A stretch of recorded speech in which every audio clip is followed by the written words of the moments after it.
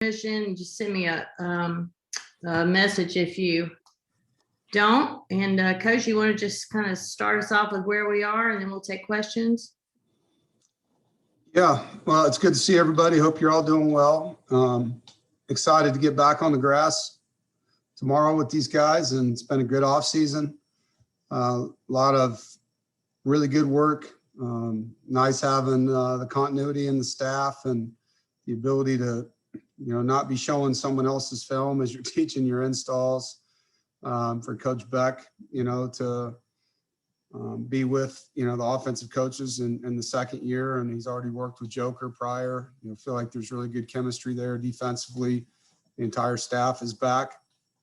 The players did a really good job coming in January and listening to the things that we really wanted to focus on, and felt like as good as we were in a lot of areas last year, there's, across the board areas of focus. And, having Devin back for spring ball is a big deal. You always love having your starting quarterback leading you on the field and your practices and your off-season program. And so it's good to see him not just being healthy, but the mental space he's in right now is outstanding. Excited about the growth we've seen from him as a leader, and Ben Finley has had a really good offseason. Aaron McLaughlin on campus already, along with 17 of our mid-year guys. So, focus for the spring. Obviously, you're always looking at your scheme, areas that you want to experiment a little bit and help players grow. We feel like there's certain guys that we lost. Obviously, losing Kerry Angeline at the tight end position opens up some touches on the offensive side of the ball at that position. And looking forward to seeing a young group of tight ends develop there. Feel like Trent Penix and Jordan Houston are guys that can take other steps for us in our offensive system and help us in other ways. The young class of receivers that came in a year ago, Anthony Smith and Chris Scott, and Jalen Coit, look forward to seeing them. Josh Crabtree, that group now kind of have an opportunity to get some more work. Offensive line, lost one starter in Joe Scultrup, and feel like there's really good depth and competition at that position group. Defensively, it's great to be able to get Daniel Joseph back for another season. Excited about, the gains he's made in the weight room, the defensive line in general. It's a lot of experience. Obviously, our linebacking core returns. Peyton and Drake will not participate in contact this spring, but it'll give us a chance to evaluate, the guys behind them, and also an opportunity to really look at a couple of the young linebackers. Excited about the development of Betty and Jordan Poole, Caden Fordham, and what they can bring to the table with that position group.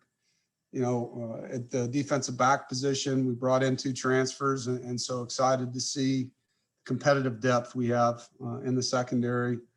And then getting Tayshawn Smith back, he'll be a part of spring ball, won't be in contact drills, but he'll be able to do a lot of our individual and non-contact stuff, and excited about that. But it's going to be fun just to see the competitive depth across the roster. The guys are in a really good frame of mind. We need to cut our penalties way back, pre-snap and post-snap type things, and that's a huge focus this offseason with the discipline that it takes to limit the plays that hurt you in a game. We're able to overcome some of those penalties and not others, and I feel like that's an area we can make dramatic improvement. Always, you guys know me, when it comes to taking care of the ball and getting it back is a huge emphasis, and the details that go into that. I think as you get older as a football team, those kind of things get better, and we do have that experience on the roster. And so, biggest thing is just last year we lost so much of this time, and I think the spring and fall camp in general are just 2 of the best times of the year as a coach. There's not a game that you're trying to get ready for. You have a lot of teaching time, a lot of time to really slow it down and dig in on the little things that matter so much, and the chemistry of your team and the development of your roster. And so being back on the grass and seeing kind of the direction that things are going with the pandemic, I'm very positive about this opportunity to improve. And losing out on all those days last year, I know was really difficult, particularly on the offensive side of the ball for Coach Beck, installing a new system without the opportunity to coach in it and really get a sampling of what his guys can do. And I think he's got a very good handle on the things he wants to do differently with the staff. So it's going to be fun. You know, I'm really looking forward to it. There's a lot of positivity here right now. There's a lot of good chemistry on this roster, and it's opportunity for a lot of young guys, and in some cases not so young, guys like Dylan Parham, who I think is chomping at the bit. Trent Pennick's chomping at the bit to get out there and earn a role, to be playmakers on the offensive side of the ball. So we'll see how it goes. You know, I'm not going to have a great feel for it probably till about midway. We won't scrimmage until we get into the second week, that second Friday, and start to be able to kind of see where things are headed. Any questions? All right, let's, Justin, you want to start us off? Hey, good afternoon, Coach. Hope you're doing well. Just considering all of the challenges that last season presented with COVID and everything, and how long that season probably felt from a players and coaches perspective, how valuable was getting some time off in the month of January to, you know, yourself, your coaches, and also your players? Yeah, it was mentally exhausting. Just the number of things we had to deal with from operational standpoint, the decisions, the planning. Usually it's pretty cut and paste when you figure out when you can start practice and how it's going to roll out. And last year it was the opposite. It was, you know, we were changing things daily at times, and it wasn't just on the coaches doing it. I mean, everybody involved. I thought we handled it very well. I think our guys accepted the fact that we were going to be very flexible through all this, and had to embrace that part of what happened, but it did wear you down. You know, it was a blessing in disguise, really not being able to go out on the road and recruit and be here with our players and be here with our families and be able to take some breaks in the calendar to hit reset and just rejuvenate. So, you know, I think everybody's in a good headspace right now, and our calendar is set up a certain way to allow us to continue to work hard, but also rest when we can. David. Hey, Coach. Good afternoon. You know, you mentioned how excited you are about Devin Leary and his progression. Can you just talk about what you've seen from him in the last couple months, from, you know, a leadership standpoint, from a physical ability standpoint, and just what's got you real jazzed up right now? Well, Devin believes in himself. He's played well. He's very confident, not cocky at all, just very confident. He's very comfortable in the role that he's in. He believes in himself. His teammates believe in him. He's done a really good job building relationships with his teammates, and yeah, just excited. You just see him walking around the building, and I think last year he was trying to win a job and prove himself, and he had to deal with all the things you guys are aware of with contact tracing. It was hard on him, and just to be in a good space right now where he can be himself and take advantage of the time he's spent here. He understands the system. He knows his talent around him. He's played in big games. He's brought us back from behind to win games. So there's just a lot of things that are different for Devin now, and different in a good way. And it takes time, you know, as a player to have experiences and grow. And to his credit, he's been able to do that and push through some tough times. Jonas. Hey, Coach, good to see you. You too. You mentioned Daniel Joseph and Dylan and some other guys who elected to come back. Before the end of the season, we asked you about some of those seniors. You said you guys will have conversations when the season ended. If you could share like what some of those conversations were like. Was it Mecca just a matter of wanting to get more film? Were the rallies just trying to get back years they missed because of injuries? Just kind of let us know what made them want to come back for the extra year. You know, I think they're all a little bit different. You know, Daniel was at Penn State, as you know, for a while, and didn't really have a main role on that football team. And I think he's embraced being a starter. He's embraced being a playmaker, and he wants an opportunity to do that more. I think having more film is important to him. You know, I think in Emeka's case, he's got a lot of film. It's not that, you know, I think he really loves his teammates. There's some things he knows he can do better, and he wants to improve on those things. But each of these guys is different, and it always starts with, what can you gain by coming back? And each guy has different things. It's CJ Riley and Tyrone Riley are both guys that have battled injuries, and I think they want to just go out on a good note. They want to have a healthy season and finish college the way they want to finish college. Dylan Parham, like I mentioned, I think having a role, he's battled injuries as well, but being a starter and Dylan Ottenreith and Kerry Angeline were such a presence here for so long. I think it's his opportunity now, and he looks at it that way. Chris Ingram's another guy that's, has an extra year here, and hopefully we'll get Chris back healthy. But they're all a little different, and for me, it's just about listening and trying to give them, my 2 cents and talking to their parents if that's part of it, and helping them through it. It's not trying to coerce them one way or the other. Like I tell all of them, I want them to have peace. I want them to be happy. I want them to turn around and know that they did everything they wanted to do while they were here to the best of their ability. And each kid's different. I think some guys feel like they've done it. And Naheem's case or Aleem's case felt like they were at the point where they were ready to go. And then in other guys' cases, there's just things they want to work on. Ryan Finley had things he wanted to work on. Bradley Chubb had things he wanted to work on. And, it takes time. Each of them were a little different in their timeline. James. Hey, Dave, hope you're doing well. I just wanted to ask you a quick recruiting question. With the NCAA really making your senior class juniors this upcoming year, how has that impacted 2022 recruiting for you? I mean, the evaluation process probably has to change for that class, right? Yeah, the roster management conversation is very challenging right now. Normally you can predict your attrition through how many seniors you have. And in our case, there's, I have it in front of me right here, if I can read it. I think there's 16 to 19 guys that are in that kind of category, and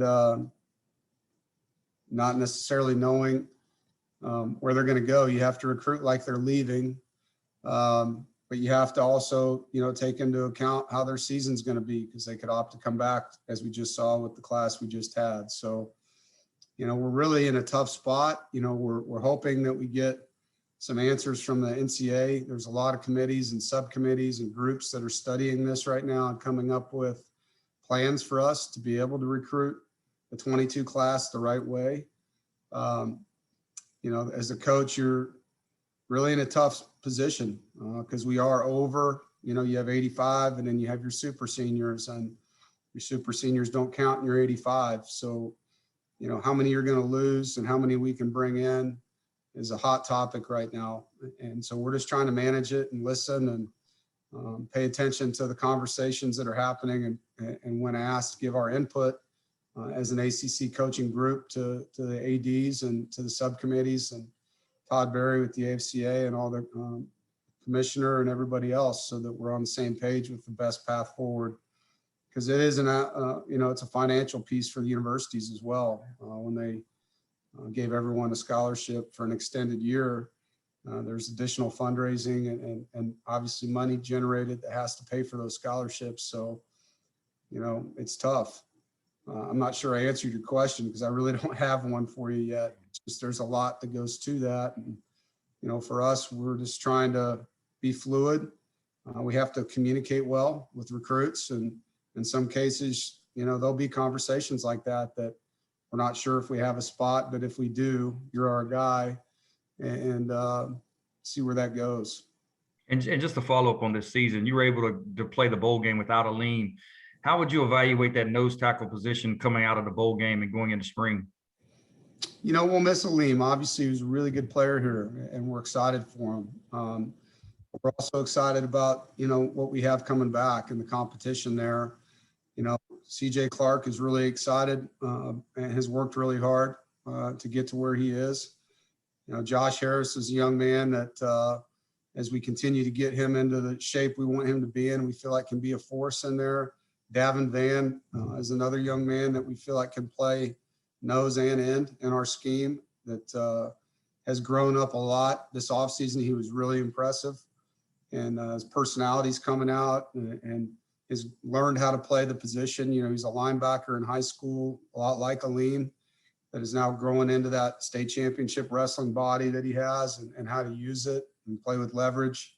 So at this point, I can't tell you how it's going to play out. I'll just tell you that we're excited about the guys that we have there, and look forward to watching Coach Wiles develop that position group. Mike Topper. Good afternoon, Coach. Nice to see you. You too.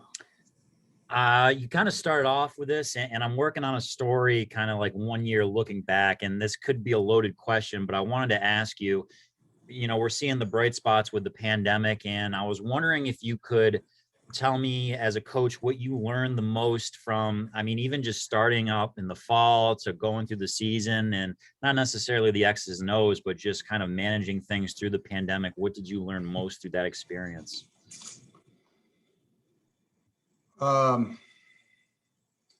You know, I think just the amount of sacrifice that went into this whole thing, the players did a phenomenal job of listening to the things that they needed to listen to, of really protecting the season, you know, and buying into that. And so many of the things that players look forward to, right, playing in front of a sold out stadium and all these things that go into college football fanfare weren't there. And I do think the love of the game really came out last season in college football.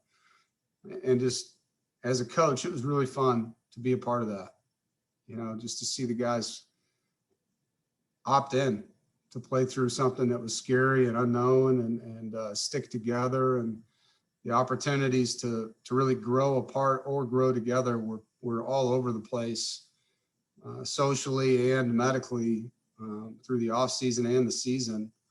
And I thought our guys, our staff, our players just grew together through all of it. And I think that's what, you know, coming out of something that challenging, you just can't lose sight of how important that is. You know, I think just the love of the game and the chemistry in doing this, and understanding why you do it. You know, I think that really came to the forefront last year for players and coaches, you know, and in some cases you were more worried about coaches' health than player health when you were learning about what the virus can do to the age group. So, you know, I think there's not one way to do things, that's for sure. You know, as you think back in your career, this is how we do fall camp, this is how we do two-a-days, this is how we do whatever.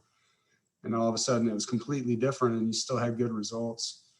You know, I just think the open-mindedness that needs to be a part of this profession, it really put that to the forefront. You know, your ability to plan and be fluid and communicate well and get buy-in from everybody, not just your players, but from everybody, to work together for a common goal. It was really a test to that. I think you saw programs that really failed in that environment, and programs like ours that really thrived in that environment. So, you know, moving forward, there's a lot of lessons from it that we'll carry with us. You know, the things that we're really good about, how we did fall camp, and the walkthroughs and the teaching style and the way that we're able to do things. I think there's some things that we'll carry forward.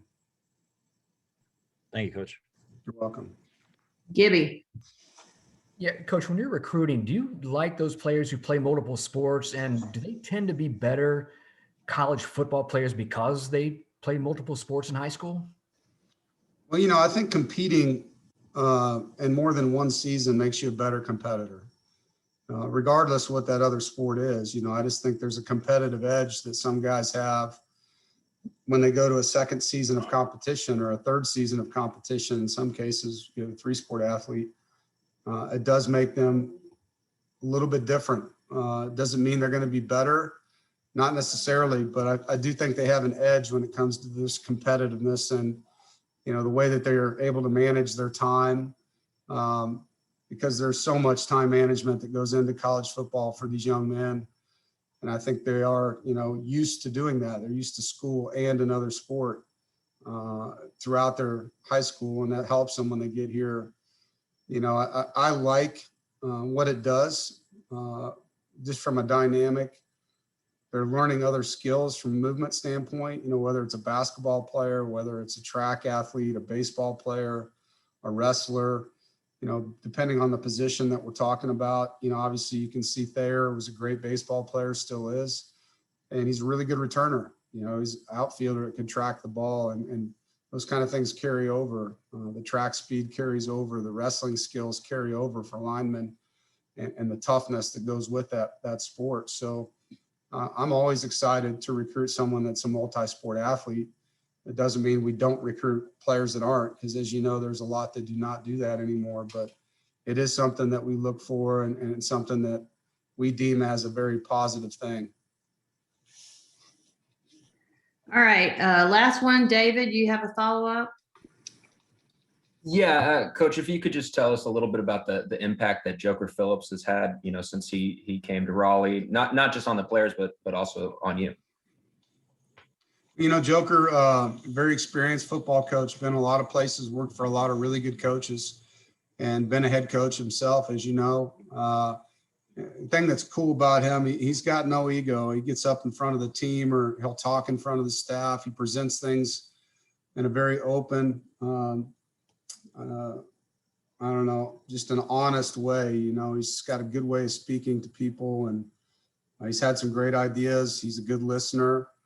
He doesn't come in and try to force things down your throat that he's done, but he gives you his perspective, and he's a good sounding board. You know, having him and Ruffin here gives me two guys that were head coaches to talk to about things that come up. And for me, that's great to have. You know, as a head coach, you love to be able to get opinions of people that sat in your chair, because there's no one else that can really feel what you're feeling, even though they want to or think they can. Being in this chair is different. It brings different things. Your decisions affect a lot more people than just the position coaches. So it's great having that. You know, I can walk down to his office and, hey man, this came up today. Did you ever deal with something like this? And whether he did or didn't, at least he knows where I'm coming from with the question. His chemistry with Coach Beck and Coach Roper makes it a great fit for us. You know, unlike a lot of hires where you bring a guy in and he's not only learning your system, he's learning the personalities of the people he's working with. In his case, really, Coach Garrison's the only coach on our offensive staff that he hadn't been around. He'd been around Coach Goebel. So there's really good chemistry, similar to when we brought in Brian Mitchell and Joe DeForest on defense for Tony last year. They had already worked together. And so you're kind of stepping through some of the hurdles very quickly that you normally would have in a transition. But with the players, you know, he's coached a lot of players, guys that have developed, guys that were elite, guys that were in the NFL. And so he can bring more perspective and other ways of doing things. George McDonald did a great job here. And so Joker's been able to step into a very experienced coach's room and pick up where he left off and add some nuances that George didn't have. You know, each coach has a little bit different way of doing things that I think was really good for our veteran wideouts, because we got a unique wide receiver room. You know, you've got CJ Riley and Emeka Emezi and Devin Carter and Thayer Thomas, who are veteran players. And then you've got a bunch of young guys that are freshmen and COVID freshmen, as I call them, that are, you know, going into their second year, but they're really first year players on their clocks. And so he's got to develop that group, but at the same time, he's got to make sure these upper level guys are getting masters type lessons, you know, and he has the ability to do that. It's a great segue because we have a veteran wide